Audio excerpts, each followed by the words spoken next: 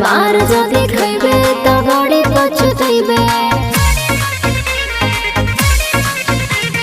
छिड़ना रे से तो घर के न जइबे, मार जदि खइबे त बड़ी पछतइबे।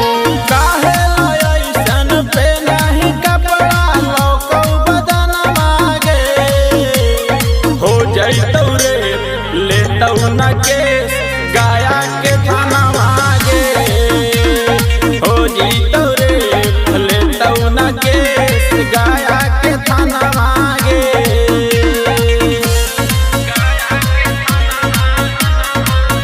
Music by Manikant सुगो।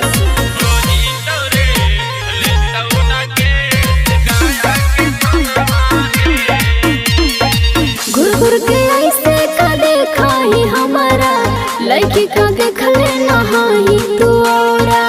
चढ़ल जवानी हो पतली कमर गे, तोरा पर छौरी ना हटौ नजर गे। लागो हो ही लखेरा तू बोलना हकौ कमनवा रे।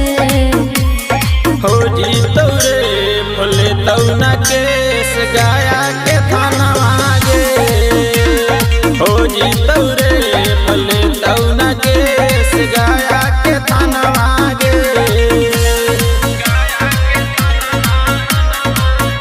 Music by Manikant सुगो।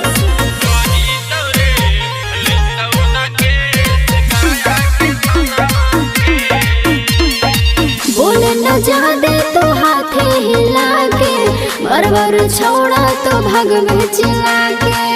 ऐसन ड्रेस जे पेनमी के छौरी, बुढ़वन भी देखतौ चश्मा हटा के।